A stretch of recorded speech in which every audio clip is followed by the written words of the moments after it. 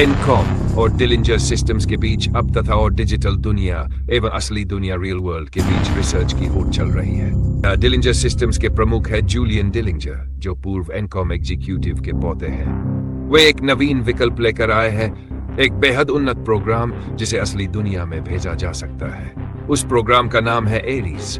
अदा में जेरेड उसे एक परफेक्ट एक्सपेंडेबल सोल्डियर के रूप में पेश किया गया है, लेकिन धीरे धीरे उसकी अपनी चेतना जागती है।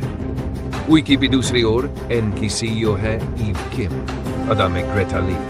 वे खोज रही हैं इस चीज की जिसे परमानेंस कोड कहा जाता है, ऐसा कोड जो डिजिटल निर्माणों को असली दुनिया में अधिक समय तक टिकने दे सके। तनाव डिलिंजर सिस्टम्स चाहती है कि इस कोड का उपयोग करके युद्ध सैन्य उपकरण बनाए जाए। एनकॉम चाहती है इसे मानवता के लाभ के लिए इस्तेमाल करना। एरीज को इस मिशन में भेजा जाता है, लेकिन वह खुद के अस्तित्व, इसका उद्देश्य और असली दुनिया के अनुभव के बीच संघर्ष करता है। एरीज असली दुनिया में आता है और बारिश, कीड़े, प्राकृतिक घटनाएं देखकर चकित होता है। यह संकेत कि वह केवल मशीन नहीं रहना चाहता। रॉजर एबर्ट आखिरी में ईव को परमानेंस कोड मिल जाता है और डिलिंजर सिस्टम्स का प्लान फीका पड़ता है। जूलियन डिलिंगर अंत में डिजिटल दुनिया में भाग जाता है, जिससे आगे की कहानी का अवसर खुलता है।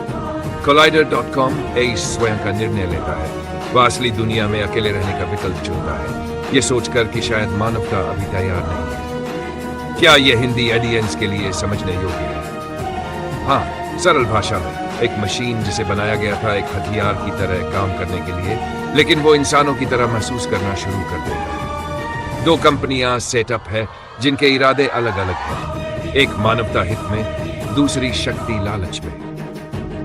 कहानी पूछती है, क्या तकनीक को सिर्फ हथियार बनाना चाहिए या मानवता के लिए कुछ अच्छा? अंत में मशीन खुद इंसानियत की ओर झुकती है और उस हथियार स्थिति को छोड़ती है जिसमें उसे रखा गया था। अगर चाहे तो मैं फिल्म की